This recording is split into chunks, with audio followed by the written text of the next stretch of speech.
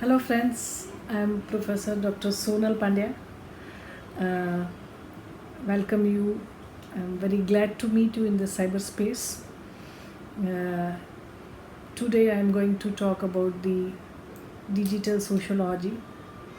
And in the context of digital sociology, what is the role of a teacher in higher education? Uh, as we all know that the digital device is completely changed our world. We can't delete the digital technology from our life, and in a real sense world is really small. All the geographical boundaries we are able to cross due to communication technology. So we have to decide yet whether this small world, we are able to make this small world beautiful or not. But yes, as far as the teaching is concerned, as far as our social life is concerned, especially the rapid change and paradigm shift we can easily see during the COVID, and not merely education system, but our personal life, our concept of family, our concept of community, it's completely changed. So there are many new dimension added in the sociology and sociological aspects, our sociological identity, our sociological history. So now globalization is not our choice. We are part and parcel of it. When I am using the smartphone, it means I am digital. So, my dear friend, uh, the way we are meeting each other, I don't used to teach like this. I love to meet people, those I'm teaching them. I would like to interact with you guys directly, but we are meeting on cyberspace. But I'll try in my level best to make my presentation more meaningful, interesting, and I'm sure that after 1 hour of our session, we will get new point to think. And don't worry, I'm not going to do the PowerPoint presentation. The very brief small video you can see after my presentation, which is useful for your further study as well. What is digital sociology? But I think PowerPoint presentation is not the presentation which I am not very fond of it, but I'm sure that you will feel some power in my presentation. So let us start. The basic things that I would like to mention is, digital sociology is a sociological new dimension which is changing, and some extent it is already changed the cultural and social life of us. I would like to start my session because my friends suggested me that I can talk with you people in Hindi as well. And in new education policy also, I think we have to develop new module in the social context as well, to teaching bilingual. So all, even though I'm not too good in Hindi, but I'll try to give presentation, and few point I would like to raise in Hindi. I was just traveling from Thailand to Mumbai in 2017 December, and one young boy, she came and in the flight with me. मैं Thailand से मुंबई आ रही थी, और एक young लड़का कब करीब 27 साल का मेरे पास आके बैठा. 4.5 घंटे का रास्ता था. So he was asking me the question that, and बात बात में मुझे पता चला कि ये जो लड़का है वो ब्रिटिश सिटीज़न है, बर्मिंघम में रहता है, वो कभी इंडिया नहीं आया, आज अपनी फ़्लाइट पकड़ने के लिए इंडिया आ रहा है, और वो मुंबई से अपनी बर्मिंघम की फ़्लाइट पकड़ेगा. तो मैंने पूछा, तो उन्होंने भी पूछा कि आप थाईलैंड में कहाँ ठहरे थे. मैंने बोला कि I was with the international guest and so on. So being a Gujarati person or the vegetarian person, I was having big problem on the food, but later on the वो problem solve भी हो गई. तो वो लड़का ना ही Indian था, ना कभी इंडिया आया था, मुझे पहली बार मिला था। सडनली उसने मुझे पूछा कि मैडम आप गुजराती जैन हो? तो मेरे लिए ये सवाल इतना सरप्राइजिंग था।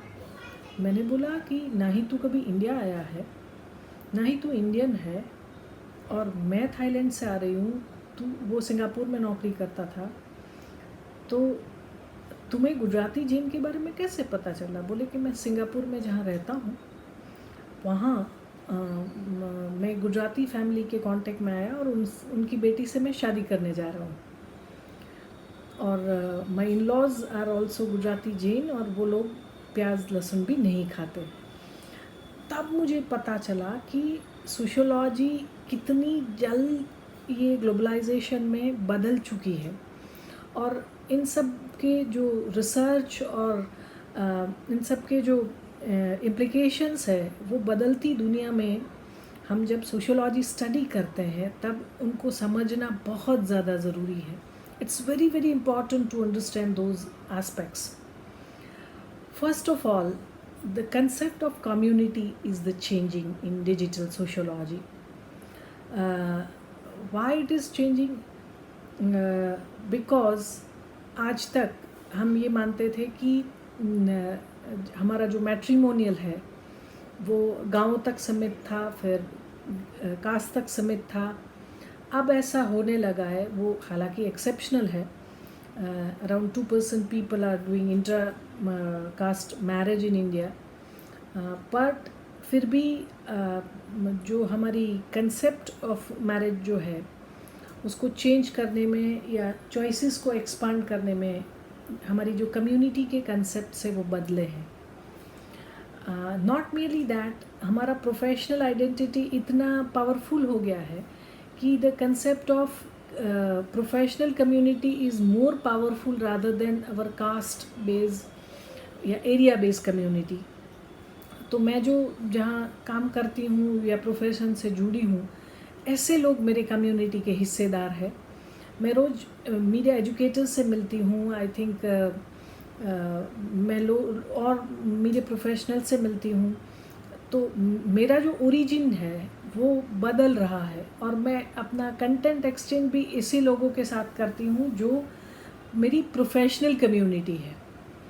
तो पहली इम्प्लिकेशंस जो है मेरे हिसाब से डिजिटल सोशियोलॉजी का है कि we have to restructure and rethink, and we have to do the many research as well that how the concept of community is changing. Second is family. Family is a very very powerful institute in India, as you all know, being a professor of sociology. और आप सभी जो जानते हो कि Covid जैसी crisis situation में भी जो फैमिली इंस्टीट्यूशन की वजह से हम सब टिक पा रहे हैं. काफ़ी सवाल है एम्प्लॉयमेंट से लेके और भी कोविड सिचुएशन में, फिर भी इतना पावरफुल कम्युनिटी बॉन्ड है हमारा फैमिली में कि कोई बीमार पड़ा तो भी हो जाता है, किसी को बिज़नेस में प्रॉब्लम हुई तो भी हो जाता है. अभी बहुत जल्द जो फैमिली इंस्टीट्यूशन अर्बन्स में जो हुई है, that is nuclear joint family. 3 या 4 भाई है तो साथ में नहीं रहते, पर उसका वो अलग रहते हैं, वो पास पास नहीं है पर साथ साथ हैं. और ये जो फैमिलीज़ हैं उसमें काफ़ी फैमिलीज़ ऐसी है कि they are staying abroad, but the way हम अपने नेक्स्ट डोर नेबर से भी इंटरेक्ट नहीं करते इतना फ्रिक्वेंटली, इसी तरह वो अपने फैमिली से इंटरेक्ट करते हैं. And that is also due to digital devices and communication technology. So concept of family, concept of community is changing. Third and very important thing that is changing in our life, especially when we are studying the digital sociology, is our professional, personal and public life. You know what is happening after communication technology is a part and parcel of our life. Technology हमें 21st century तक ले गई. We are in 21st century now. We are with the world now. 500 million internet users are there in India. Canada, America और Mexico की population से ज़्यादा तो हमारे पास इंटरनेट यूज़र्स है, क्योंकि India is a very crowded country. तो प्रॉब्लम क्या हुई है? द प्रॉब्लम ये हुई है कि टेक्नोलॉजी तो हमें एक प्लेटफॉर्म पर ले आई. इसके लिए अंग्रेज़ी में जानी मानी किताब है, वर्ल्ड इज़ फ्लैट. आप पढ़िए कभी. तो world is flat. We all are getting same content and same information through around the globe. तो टेक्नोलॉजी में तो हमारे तक पहुंच गई, पर उसके साथ जो पैरेलल साइंसेस हमें डेवलप करने थे, ह्यूमन साइकोलॉजी है, सोशियोलॉजी है, एजुकेशन सिस्टम है, वो हम कितने हद तक कर पाए हैं. क्योंकि अगर ये पिलर्स हमारे स्ट्रॉन्ग नहीं है तो टेक्नोलॉजी हमारा यूज़ करेगी, हम टेक्नोलॉजी का यूज़ नहीं कर पाए. तो ये तीसरा बड़ी चुनौती है कि हमारी जो पर्सनल एंड प्रोफेशनल लाइफ जो है उसके साथ एक ब्रिज किस तरह खड़ा हो रहा है. क्योंकि जो पूरा वेस्टर्न कंसेप्ट ऑफ इंडिविजुअलिज्म है, जो वेस्टर्न सोसाइटी का एक हिस्सा है, उसको बस स्ट्रेंथन करता है ये टेक्नोलॉजी. आप देखो, अखबार हमारे वहाँ एक ही आता था. टेलीविज़न भारत में आज भी ज़्यादातर घरों में वो फैमिली मीडियम है, वो कम्युनिटी का मीडियम है, इंडिविजुअल मीडियम नहीं है. टेलीफोन्स आने के बाद और टेलीफोन में डेटा कार्ड आने के बाद हम इतने ज़्यादा इंडिविजुअलिज्म बेस्ड कंज्यूम करने लगे कंटेंट को कि हमारी जो individual consumption pattern of content है और हमारी सोशल पैटर्न है वो बहुत बहुत अलग है. मतलब हो सकता है कि मैं पोर्नोग्राफी की साइट पर्सनल लेवल पे कोई टीनेजर लड़का देखता है और फिर वो ओम नमः शिवाय का जाप अपने पेरेंट्स के साथ बोलता है. तो ये पैराडॉक्स जो खड़ा होता है कि जिसमें आज तक हमारे मीडियम कंजम्पशन पैटर्न इंडिया में कभी भी इतनी इंडिविजुअल बेस प्रमोटिंग नहीं रही है. तो ये भी डिजिटल सोशियोलॉजी का एक बहुत बड़ा हिस्सा है कि योर इंडिविजुअल चॉइस और your individualism promoting platform of digital technology and your social surrounding. तो आपको पता होगा कि जो लोग बात करते हैं कि ऐसा नहीं देखना चाहिए, ऐसा नहीं देखना चाहिए, ज़्यादा लोग ऐसा कंटेंट ऐसा लोग कंज्यूम करते हैं. तो we are saying something else and we are consuming something else. तो ये पैराडॉक्सेस है, वो भी एक डिजिटल सोशियोलॉजी का हिस्सा है कि मैं कैसा हूँ और मुझे कैसा दिखना है. Fourth, very important, that is coming up newly because this term is first time coined in 2009 and the first digital sociological conference held in 2015 in America. तो पांचवा जो एलिमेंट है जो डिजिटल सोशियोलॉजी के साथ जुड़ा है, वो पांचवा एलिमेंट जो है वो है डिजिटल आइडेंटिटी. काफ़ी लोगों को जिसको हम वर्चुअल आइडेंटिटी बोलते हैं. तो ये वर्चुअल आइडेंटिटी में मेरी सोशियोलॉजिकल इमेज कैसी है, मैं कैसा मानता हूँ. हम काफ़ी साइकोलॉजिस्ट ऐसे मानते हैं कि your social media profile is a extension of inner personality. But हम सभी जानते हैं कि we are not communicating what we believe always. We are communicating what generally we want to establish a good image, especially in group related media. और इसमें हमारी जो cyber identity है उसके अंदर बहुत सारे सवाल खड़े हुए हैं. और इन दी कंट्री लाइक इंडिया आज ऐसा हुआ है कि टेक्नोलॉजी वाइज हम प्रोफेशनल कम्युनिटी बहुत स्ट्रॉन्ग हुई है, पर हमारी कास्ट एंड रिलीजियस आइडेंटिटी बहुत ही स्ट्रॉन्ग हुई है. आप अपने इंडिविजुअल जो फेसबुक या व्हाट्सएप प्रोफाइल है, apart from your professional friends, आप उसका एक एनालिसिस करना, आपको पता चलेगा. Being a professor of a sociology, it will be more interesting. और whether if you are not a professor of sociology, even though it is very interesting, आप अगर फेसबुक पे हैं या व्हाट्सएप पर हैं, तो आप जिस ग्रुप के साथ जुड़े हुए हैं वो ग्रुप में आपका क्रॉस कल्चरल रिप्रेजेंटेशन कैसा है. Not the representation of other country, but the representation of other caste people, gender, minorities, third gender, जिसको हम sexual minorities कहते हैं, and then maybe if you are literate, then the citizen from other country, other state as well. आप और राज्यों में से आपके फेसबुक या आपके व्हाट्सएप अकाउंट में कितने लोग हैं, तो आपको पता चलेगा कि हम ये टेक्नोलॉजिकल एडवांसमेंट तो है, पर उसका हमारा जो यूज़ करने का तरीका है वो अभी भी जो 18 जब ब्रिटिशर यहाँ आए 16वीं सदी में, तब जो था वही है. मैं काफ़ी प्रोफेसर फ्रेंड्स को बोलती हूँ कि वो पीएचडी हो जाएंगे तो बोलेंगे फलाना फलाना समाज का गौरव. मैंने बोला वो सिर्फ चौधरी समाज का या ब्राह्मण समाज का गौरव नहीं है, अगर वो अच्छी पढ़ाई करते हैं तो वो पूरे समाज का गौरव है. और आज भी आपको ये पोस्ट देखने को मिलेगी कि जिसमें से हम caste, subcaste, religious identity, regional identity में से बाहर नहीं आ सके हैं.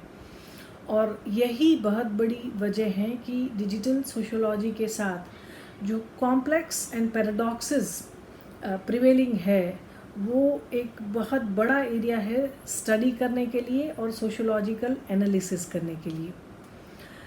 सेवन्थ बहुत ज़्यादा इम्पॉर्टेंट चीज़ जो है, आपने देखा होगा कि बहुत बड़ा प्रॉब्लम खास करके नॉलेज का जो वर्ल्ड है उसमें डिजिटल टेक्नोलॉजी को लेके आज जो सिचुएशन है वो ऐसी है कि जो कंटेंट वो रिसीव करते हैं वो पार्शली रिसीव करते हैं, और वो इस तरह वो कंटेंट पार्शली रिसीव करते हैं कि वो अपने लिमिटेड एक्सपोजर को ट्रूथ मानने लगते हैं. कभी कभी ऐसा होता है कि they form the opinion without the holistic picture. They are carrying their opinion without the knowing the complete reality.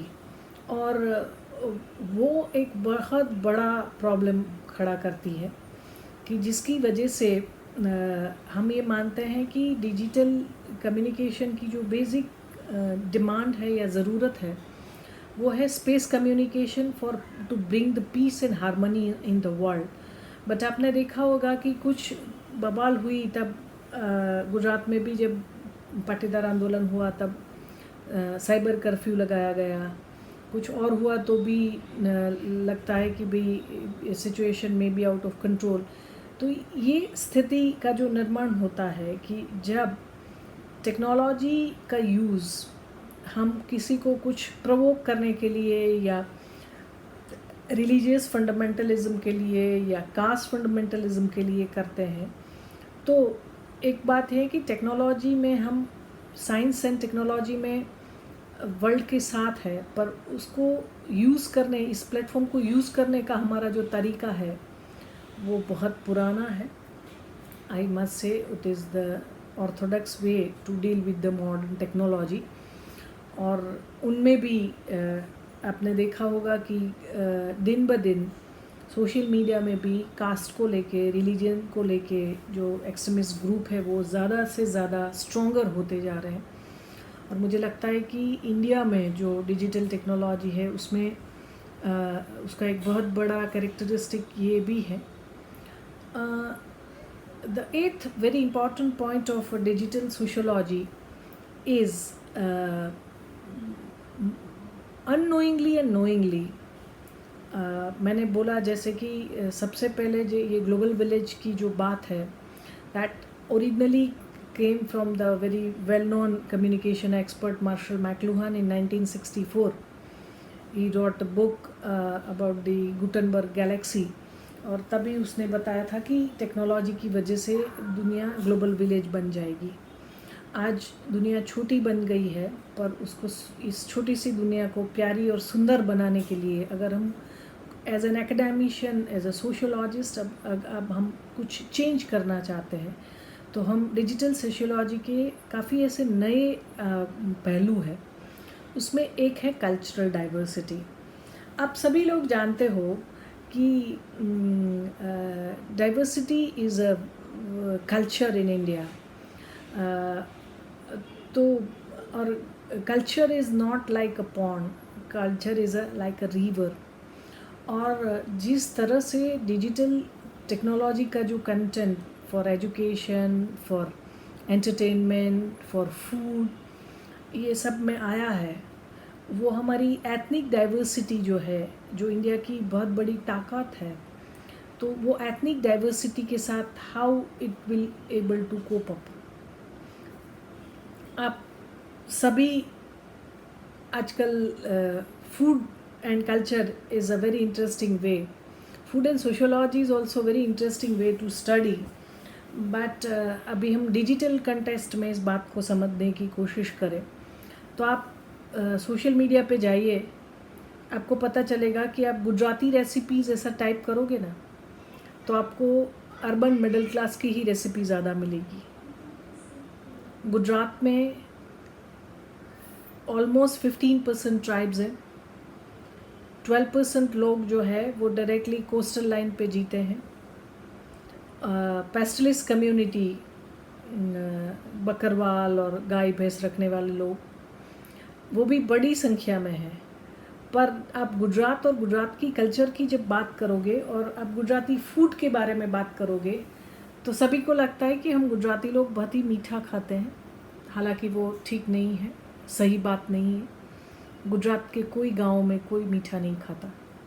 ये जो थाली कल्चर और रेस्टोरेंट कल्चर गुजरात कमर्शियली आया है, वहाँ मीठी सब्जी खाई जाती है। गुजरात का अर्बन मिडिल क्लास जो है वो मीठी सब्जी और मीठी दाल ज़रूर खाता है, गांव में नहीं खाता।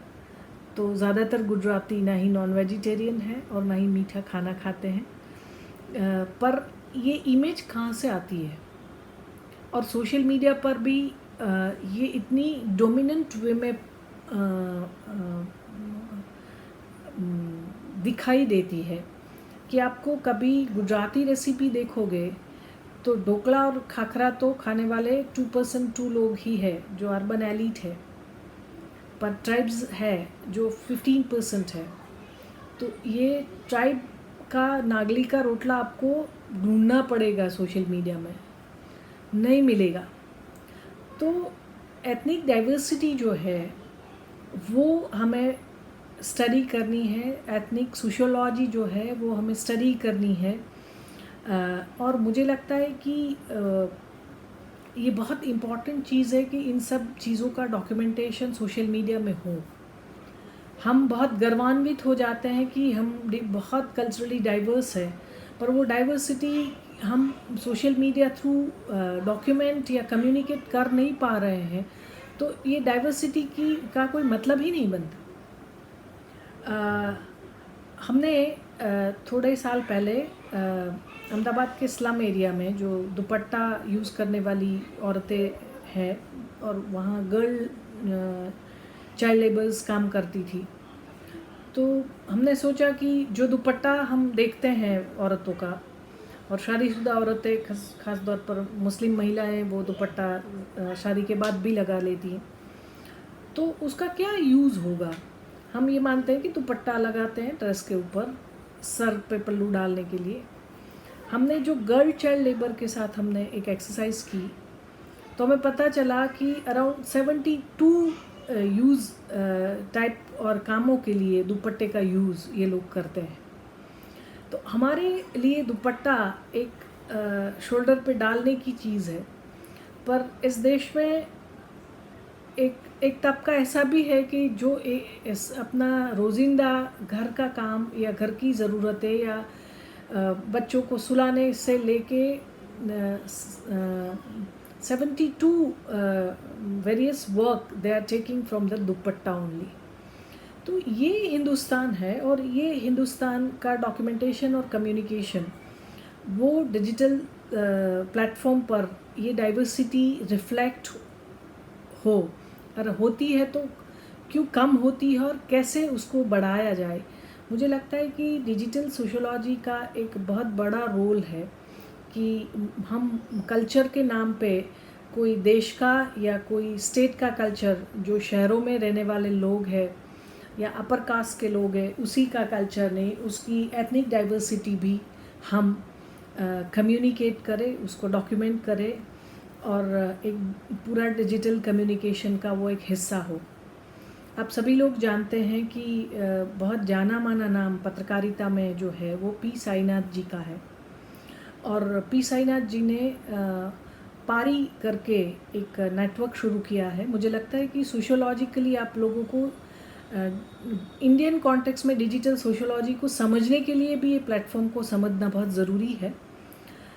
People archives of rural India, पारी, आप गूगल पे जाओगे और पारी टाइप करोगे तो आपको ज़रूर मिलेगा। How the life is changing in the rural India as far as the digital world is concern, they are just documenting it, they are not doing anything. तो मुझे लगता है कि ये एक आपके लिए एक स्टडी या कंटेंट एनालिसिस करने के लिए भी अच्छा है कि एक बंदा है वो कैसे नारियल पे का जो पेड़ है वो 50 फीट्स हाई है, how much wage he is getting, what is his social life. छोटे गांव में से people are feeding the information, videos, stories, still photographs. तो मुझे लगता है कि इस देश की कल्चरल डाइवर्सिटी प्रिजर्व करने में और कम्युनिकेशन करने में बहुत बड़ा role, proudly I can say it is done by the P Sainath, who is a very respected journalist of India. आप ज़रूर देखिए तो आपको पता चलेगा कि what kind of sociological exchange India is really looking for. As far as the higher education is concerned, मुझे लगता है कि the way the digital world and digital technology is changing, what our the way is I mean teachers' role is changing. See, in new education policy as well, directly and indirectly, they have mentioned many aspects of education. But if we are looking at the UNESCO report of Treasure Within, they are focusing on 3 aspects: knowledge, skill, and attitude. Nurturing of these 3 aspects of learning. And that's why when we define the role of teacher in higher education in a sociological aspects, there are 3 major roles still we have to play, that is teaching, research, and extension. Teaching in digital world, whether we wish or not,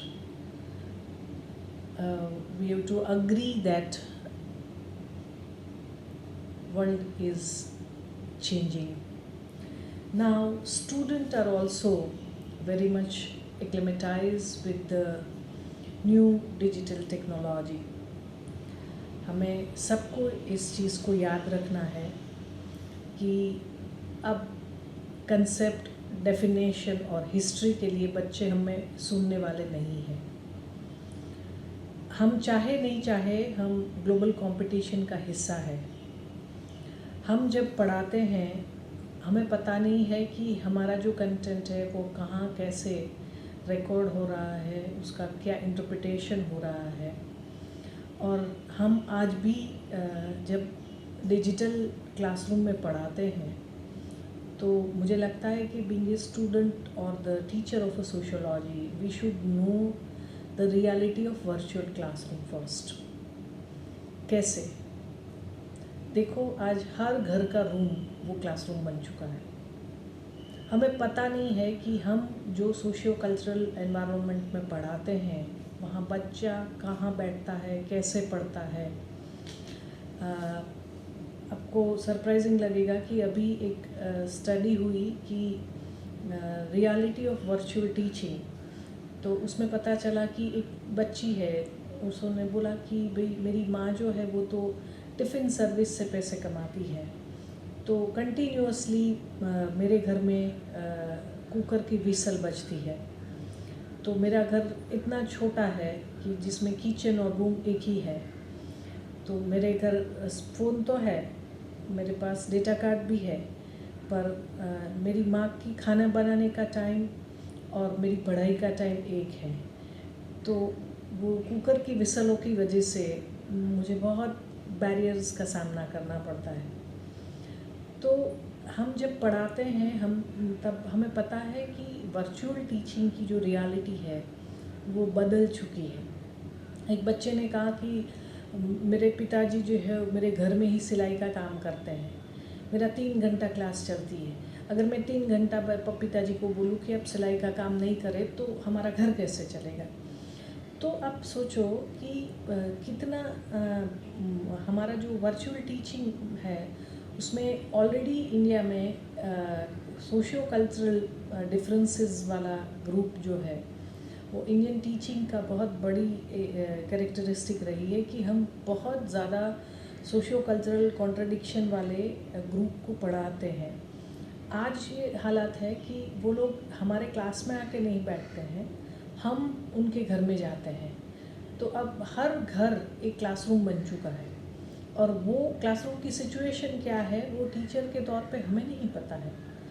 तो पहली बात तो ये है कि हम teacher का role digital sociology के कॉन्टेक्स्ट में देखें तो we should try to know, we should try to understand that what is the reality of the classroom that our students are learning. वो कहाँ बैठते हैं, कैसे बैठते हैं, कौन से डिवाइस से पढ़ते हैं। मुझे लगता है कि पहली बात वर्चुअल टीचिंग की काफ़ी लिमिटेशंस भी हैं, सब लोग को लगता भी है कि ये रियल वाली बात तो नहीं है। फिर भी आज मुझे लगता है कि एक स्ट्रॉन्ग ऑप्शन के तौर पे डिजिटल लर्निंग ने हमें सपोर्ट किया है। तो we should be definitely critical about it, but we should not outrightly reject the role of digital learning in our class or in our life। तो पहली चीज़ जो है टीचिंग में आज बच्चा हमसे क्या चाहता है। हम डिजिटल के कॉन्टेक्स्ट में ही देखें तो मैंने बताया कि कंसेप्ट डेफिनेशन के लिए अब बच्चा हमारे पास पढ़ने नहीं आएगा। तो हमारा रोल कैसे बदला है। पहला जो है वो टीचर को एक एडिटर का रोल प्ले करना है। इतना सारा कंटेंट आता है। फॉर एग्ज़ाम्पल मैं सोच रही थी कि डिजिटल सोशोलॉजी टर्म जो है वो पहली बार 2009 में कॉइन हुई, पहली कॉन्फ्रेंस 2015 में हुई। तो इसके बारे में ऑनलाइन ज़्यादा से ज़्यादा थोड़े बहुत रिसर्च आर्टिकल होंगे, आप सर्च करना, आपको पता चलेगा कि बहुत सारा कंटेंट अवेलेबल है इसके बारे में और बहुत सारे स्टडीज़ हो चुके हैं। तो मेरा रोल क्या है टीचर के तौर पे, मैं इतने सागर में से गंगा जल का गागर भर के घड़ा भर के आपके पास लाऊं, क्योंकि teachers role as an editor ये मुझे लगता है कि डिजिटल सोशोलॉजी के साथ जुड़ा हुआ भी इशू है और रोल ऑफ टीचर के साथ भी बहुत बड़ा जुड़ा हुआ इशू है कि we have to select what to read, and that's why हमें बहुत ज़्यादा कंटेंट रेफ़र करके उसमें से फाइंड आउट करना है कि क्या रीड करने जैसा है। और वो मुझे लगता है कि एडिटर का जो रोल है, जिसको हम कम्युनिकेशन की कॉन्टेक्स्ट में गेट कीपर बोलते हैं, कि हमें अंदर बच्चे तक क्या पहुंचाना है। आप वीडियो भी देख लीजिए, आप रिसर्च आर्टिकल भी पढ़ लीजिए, काफ़ी इमेजेस भी है जो हम यूज़ कर सकते हैं। तो मुझे लगता है कि हमारे पास बहुत सारा है। मैंने अभी भी एक हायर एजुकेशन का एक और सेमिनार में हमारी ये बहुत ज़्यादा चर्चा हुई कि आईसीटी के इस युग में टेक्स्ट बुक का इम्पोर्टेंस रहेगा कि नहीं रहेगा। मुझे लगता है कि बहुत जल्दी ये बात हमें सोचनी पड़ेगी, क्योंकि टेक्स्ट बुक जो है वो ज़रूरी है ऐसा काफ़ी लोग मानते हैं, क्योंकि हमें एक बाउंड्रीज़ तय करनी है। तो सवाल ये उठता है कि हमें बाउंड्रीज़ क्यों तय करनी है, और ये बाउंड्रीज़ तय करने वाले हम कौन होते हैं। Let the student will explore. तो I request you all the teacher that you just see and try that how ये टेक्स्ट बुक की ज़रूरत टीचिंग में रहेगी कि नहीं रहेगी, स्पेशली स्कूल एजुकेशन में, और जो कॉलेज लेवल पे भी टेक्स्ट बुक हमारे वहाँ इंट्रोड्यूस है। क्योंकि अगर आपको बेसिक इंग्लिश आती है तो मुझे लगता है कि इतना बड़ा सागर हर सब्जेक्ट के लिए खोल दिया है इंटरनेट ने कि मुझे लगता है कि हमारा रोल उसमें से अच्छा सिलेक्ट करके लोगों तक पहुंचाना है, स्टूडेंट तक पहुंचाना है। हम एडिटर्स हैं, हम सिलेक्शन कर रहे हैं, हम गेट कीपर्स हैं। तो role of a teacher as a gate keeper वो बहुत बड़ा रोल मैं मानती हूँ नए डिजिटल वर्ल्ड में। दूसरी जो चीज़ मुझे लगती है कि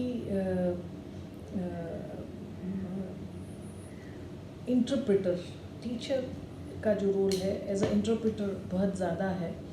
क्योंकि पहली इंटरप्रिटेशन तो ये है कि कौन सा जो कंटेंट है जो ज़्यादा ऑथेंटिक और रिलायबल है। मैंने बार बार देखा है कि विकिपीडिया से लेके सब कुछ बच्चे जो भी वर्ड्स सर्च करते हैं वो मिल जाता है, तो वही ऑथेंटिक मान के लोग चलते हैं। अभी तो एलेक्सा से लेके सीरी तक और गूगल असिस्टेंट तक इतने सारे हेल्पिंग हैंड हमारे स्टूडेंट के पास अपने फ़ोन में या आईपैड में अवेलेबल है कि वही बता देगा। पर आपको पता होना चाहिए कि काफ़ी इन्फॉर्मेशन को वेरीफाई करने की ज़रूरत है। उससे कौन से ऑथेंटिक सोर्स है जिसको रेफ़र करना ज़रूरी है, और कौन से ऐसे सोर्स है जिसको आप रिजेक्ट कर सकते हो। I mean authenticity cross check. और ये और एक टीचर का रोल है, स्पेशली जो सब्जेक्ट हम पढ़ा रहे हैं वो सब्जेक्ट में वो क्या रेफ़र करे, उससे भी ज़्यादा इम्पॉर्टेंट है क्या रेफ़र नहीं करे। मुझे लगता है कि सिलेक्शन में हमें बहुत बड़ी हेल्प स्टूडेंट की करनी पड़ेगी। इंटरप्रिटेशन ऑफ द डेटा, आप जानते हो कि हम सब लोग मज़ाक कभी कभी उड़ा लेते हैं कि हम सब ये बच्चे तो व्हाट्सएप यूनिवर्सिटी के स्टूडेंट हैं। पर मुझे लगता है कि क्रिटिकल थिंकिंग हमें ही बच्चों को सिखाना पड़ेगा कि ये बदलती जो दुनिया है उसको, उसमें से इंटरप्रिटेशन हमें क्या करना है, हमें क्या देखना है और हमें कैसे देखना है। अगर हम फिल्म को टीचिंग का मीडियम बनाएं, हम हाउ टू डाउनलोड तो बच्चों को पता है, what to download and what to understand from what you downloaded, वो बहुत ज़रूरी है। अगर क्रिटिकल थिंकिंग नहीं है बच्चे में तो ये तो जो भी कंटेंट उनके पास आता है उसमें से एक एकेडमिक अंडरस्टैंडिंग कभी नहीं आ सकती। वो इंटरप्रिटेशन के साथ वर्चुअल जो रियलिटी है उसको रियल लाइफ के साथ जोड़ने का काम बहुत ज़्यादा करने की ज़रूरत है। फॉर एग्ज़ाम्पल मैं आपको बताऊं कि मैं गुजरात से हूँ, तो बेसिकली गुजरात से बात करूँगी कि गुजराती में सब लोग ये मानते हैं कि हम खाखरा ढोकला खाते हैं। मैं गुजरात के एक छोटे से गांव में पढ़ के आई हूँ, मैंने कभी खाखरा ढोकला मेरे घर में खाते नहीं। तो आप किस गुजराती की बात कर रहे हो? तो मैंने तो काफ़ी सीरियल्सों में देखा है कि वो लोग जय श्री कृष्ण करके फ़ोन उठाते हैं। तुम्हें पता है कि आपका फेथ कृष्ण पे होना वो आपकी चॉइस की बात है, पर 2.2% of the Banias those who are believe in the Krishna sampradaya, जो लोग जय श्री कृष्ण करके बात करना शुरू करते हैं हमारी सभी टेलीविज़न सीरियल ने। तो अब तो जब भी आपको गुजरात की बात होती है तो सब जय श्री कृष्ण करके बात करते हैं। This is not Gujarat. तो ये इंटरप्रिटेशन जो है, जो विजुअल और वर्चुअल रियलिटी का कनेक्ट नहीं है, ये इंटरप्रिटेशन बच्चों को हमें करके देना पड़ेगा कि दुनिया जो है, आप पूरी दुनिया मुट्ठी में आपने कर ली, पर वो मुट्ठी में दुनिया करके आपने दुनिया का किया क्या? दुनिया छोटी बन गई पर सुंदर और लेने लायक बनी कि नहीं? मुझे लगता है कि ये बहुत बड़े सवाल है जो टीचिंग और टीचर्स का जो कंटेंट इंटरप्रिटेशन के साथ जुड़ी हुई है। आप देखो कि एडवर्स सेक्स रेशियो है गुजरात में, वो बहुत बड़ा मुद्दा है। We are 3rd highest in adverse sex ratio. लगता है कि हम नंबर 1 स्टेट है, बट सोशल डेवलपमेंट इंडिकेटर्स में नहीं है। सबको लगता है कि हम बहुत शांति प्रिय है, हमारे वहाँ विजुअल वायलेंस नहीं है, लोग रास्ते पे नहीं झगड़ते, पर सटल वायलेंस है। कास्ट सिस्टम स्ट्रॉन्ग है, वुमेन की सिचुएशन ठीक नहीं है। और पंजाब हरियाणा के बाद राजस्थान या गुजरात ऐसे राज्य हैं जिसमें सेक्स रेशियो एक बहुत चिंताजनक बात है।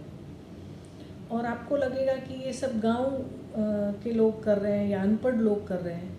पहली बार जब अर्बन रूरल डेटा एनालिसिस हुआ तब पता चला कि एडवर्स सेक्स रेशियो का इशू गांव में नहीं है, ट्राइबल बेल्ट में नहीं है, माइनॉरिटीज़ में नहीं है, दलित्स में नहीं है। किस में है? अपर कास्ट में है, अर्बन बेस्ड लोग में है। क्यों है? क्योंकि उनको 2 ही बच्चे चाहिए और उसमें से आइदर उनका जेंडर 2 मेल होना चाहिए या 1 मेल और 1 फीमेल होना चाहिए। तो ये जो प्रॉब्लम है वो इकोनॉमी वर्सेस सोशियोलॉजी का है, क्योंकि जो अर्बन एरिया में रहते हैं उनको क्या चाहिए? उनकी इकोनॉमी परमिट नहीं करती कि 2 से ज़्यादा बच्चे पैदा करें, और उनकी जो सोशियोलॉजी है वो कहती है कि अगर 2 में 2 बेटी नहीं होनी चाहिए। तो एडवर्स सेक्स रेशियो का इशू जो है वो अर्बन और वेल ऑफ जो डिस्ट्रिक्ट ऑफ गुजरात है उसमें ज़्यादा है। हमारा सबसे पिछड़ा हुआ जो डिस्ट्रिक्ट है डांग, वहाँ सेक्स रेशियो सबसे अच्छा है। तो ये इंटरप्रिटेशन की बात है। तो ये सबको लगता है कि पढ़े लिखे लोग तो ऐसा कभी कर ही नहीं सकते, ऐसा नहीं है। तो ये सोशियोलॉजिकल डेटा आपको मिल गया, उसका इंटरप्रिटेशन करने का रोल वो टीचर का है। That what I would like to से।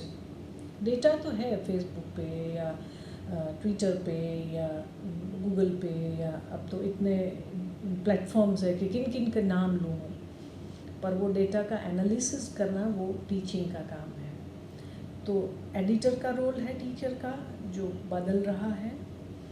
इंटरप्रिटेशन का रोल है, सिलेक्शन का रोल है कि क्या सही है या क्या गलत है।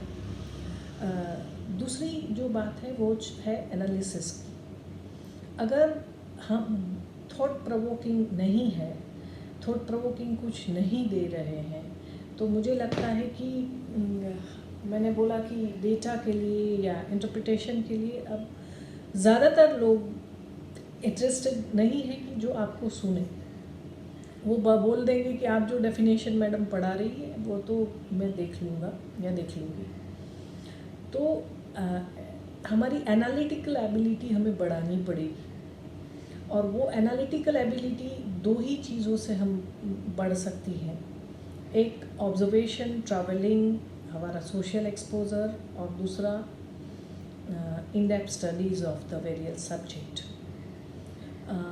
अगर ये हम नहीं करेंगे तो मुझे लगता है कि डिजिटल वर्ल्ड में we can not be the effective teacher and being a teacher of sociology, I think we can understand in a better way that how sociology and sociological aspects we have to teach in the class. दूसरा बहुत important जो issue मुझे लग रहा है वो है research का. मुझे लगता है कि आज तक हम कंटेंट एनालिसिस या इम्पैक्ट स्टडी या क्वेश्चनर दे के पढ़ा रहे थे या रिसर्च कर रहे थे. रिसर्च के कौन से नए नए वेन्यूज़ है, एरियाज़ है जिसको एक्सप्लोर करने की हमें ज़रूरत है. मुझे लगता है कि जिस तरह डिजिटल लाइफ ने हम सबको बदला है, कौन कौन से ऐसे कैरेक्टरिस्टिक्स है जो इंफॉर्मेशन सोसाइटी ने हमें बदलने पे मजबूर किया है. थोड़ी बात उसी की कर लेते हैं. पहली बात है कि अर्बन रूरल जो डिफरेंसेस थे, आपको पता है 1976 में एक रिपोर्ट आया था ट्रेजर यूनेस्को का, और उसमें उसने बताया था कि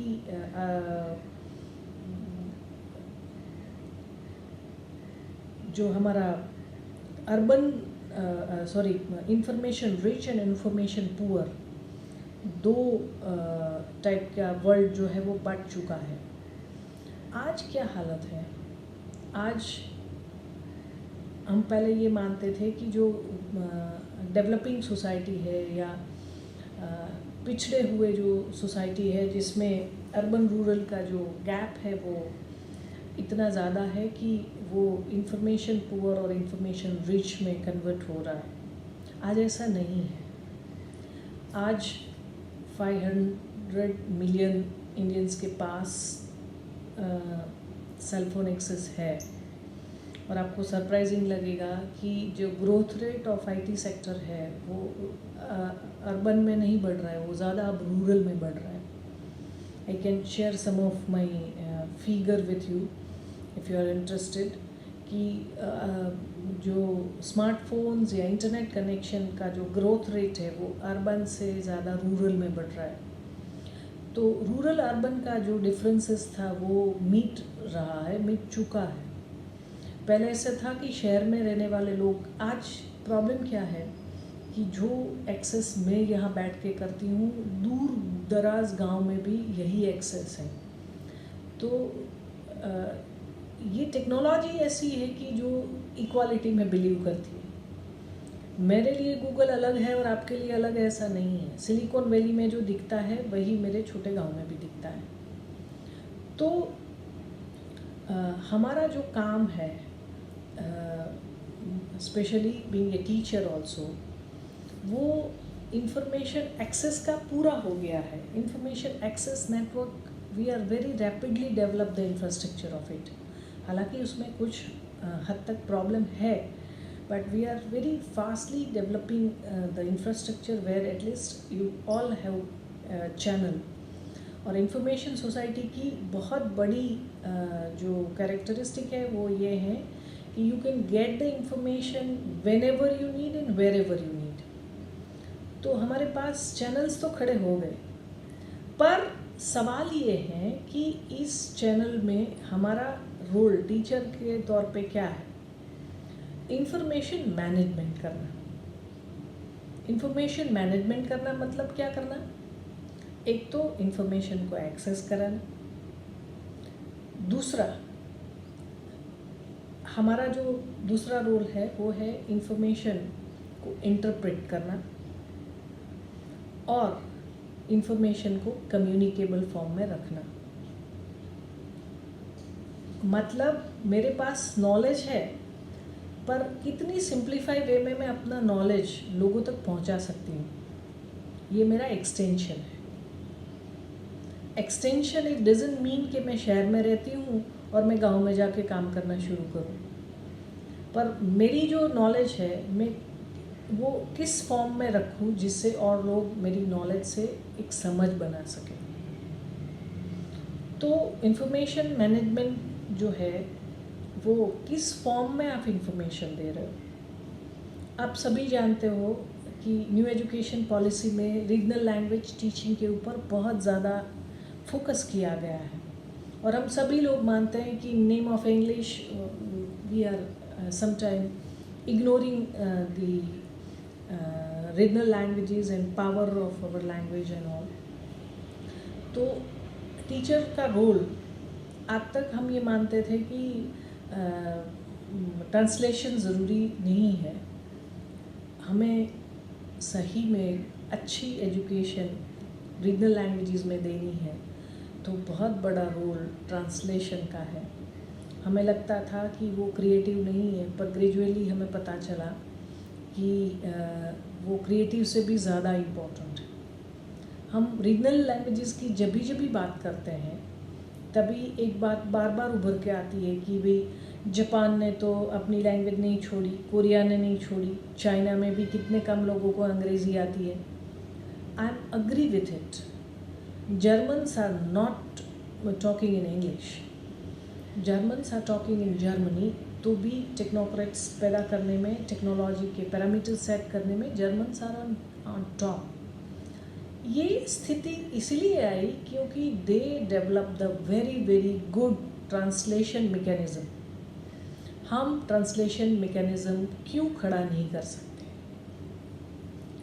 आपको पता है, नैनो टेक्नोलॉजी से लेके ज्योमेट्री तक और स्पेस साइंस से लेके मरीन बायोलॉजी तक जो भी अच्छी किताब अंग्रेज़ी या कोई और भाषा में अवेलेबल है, 6 महीने में इतना ही अच्छे ट्रांसलेशन के साथ ये बुक आपको जर्मनी में अवेलेबल होती है।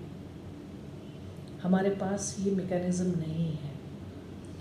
तो मुझे लगता है कि इंफॉर्मेशन मैनेजमेंट के हिस्से में भी आके we have to create a very strong platform कि जिसको वेरियस फॉर्म में नॉलेज एक्सेस करने में language can not be the barrier.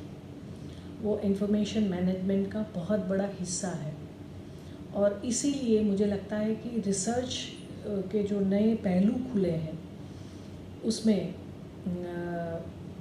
मुझे लगता है कि हमें कौन से एरिया में और कौन से सब्जेक्ट के लिए ज़्यादा ट्रांसलेशन हमारे रीजनल लैंग्वेजेस में रखना है, वो भी एक बहुत बड़ा काम ये डिजिटल सोशियोलॉजी में हम टीचर्स का रहेगा या हम टीचर्स का है। दूसरी जो बात रिसर्च के साथ जुड़ी है, मुझे लगता है कि हमारा जो सबसे बड़ा पहलू है इंडियन वे ऑफ लिविंग या Indian way of doing research का, वो है हमारी कल्चरल डाइवर्सिटी को प्रिजर्व करने का। और कितने सारे तौर तरीके हैं जिसके ऊपर हम काम कर सकते हैं। फॉर एग्ज़ाम्पल विमेन की जो एक्सप्रेशन है उसको पावरफुल करने में सोशल मीडिया ने क्या रोल प्ले किया। दलितों की जो आवाज़ है उसको एक पॉलिसी मेकर तक पहुंचाने के लिए सोशल मीडिया ने कैसे एक ब्रिज मेकर का रोल किया। जो जनरेशन गैप था जिसमें बड़े ऐसा मानते थे कि हमें कोई सीखने की ज़रूरत नहीं है, हमारी ज़िंदगी पूरी हो गई। टेक्नोलॉजिकल डिपेंडेंसी में सबको पता है कि नई जनरेशन को हमारे से ज़्यादा टेक्नोलॉजी का लिटरेसी है। तो उनमें से कैसे इंटरनल लर्निंग की प्रोसेस हुई और हमारी फैमिली इंस्टीट्यूशन कैसे बदली। फूड, आपको पता है कि दूर दराज गांव में रहने वाला आदमी या एक्सट्रीम नॉर्थ में रहने वाला आदमी साउथ इंडियन की डिशेस बनाता है और एक्सट्रीम साउथ में रहने वाला आदमी कश्मीरी पुलाव घर पे बनाता है। क्यों? यूट्यूब।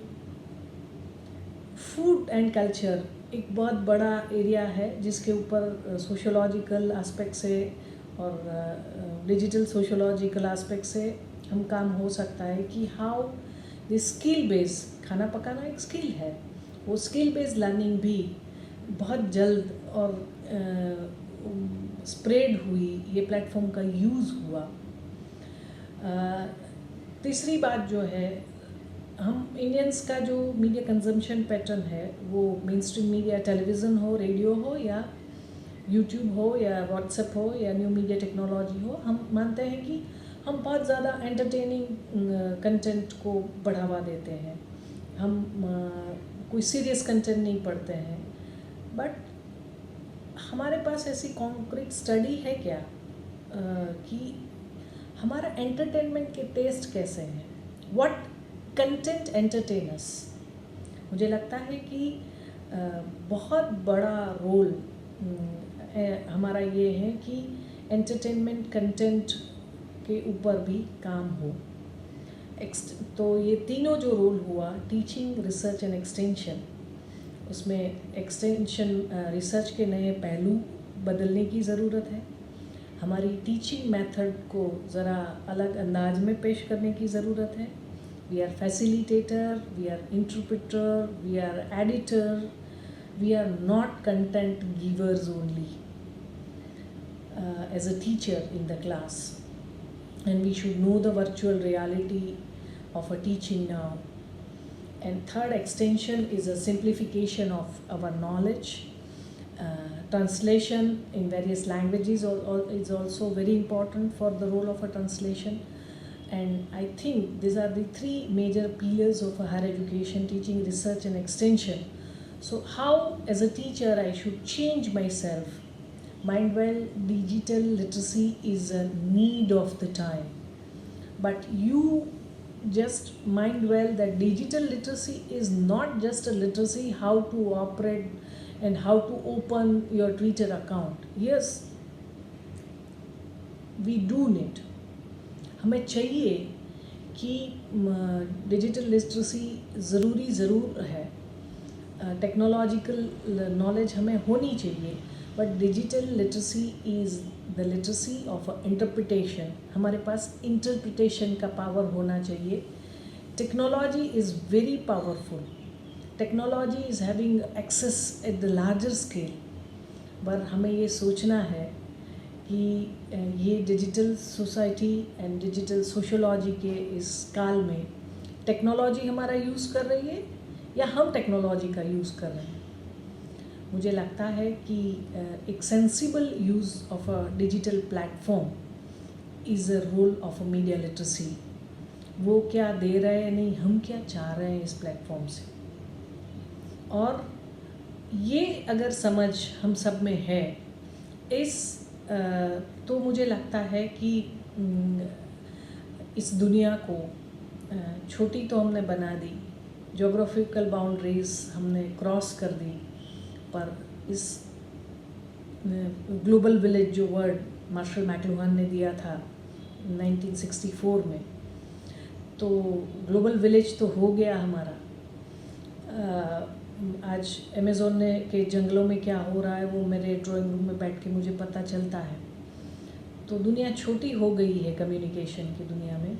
इस छोटी होती हुई दुनिया को हम स्मॉल वर्ल्ड को ब्यूटीफुल कैसे बनाएं, वो हमारे हाथ में है, जिसमें सोशियोलॉजी के बहुत सारे पहलू जुड़े हुए हैं, और digital sociology and digital aspect of the society.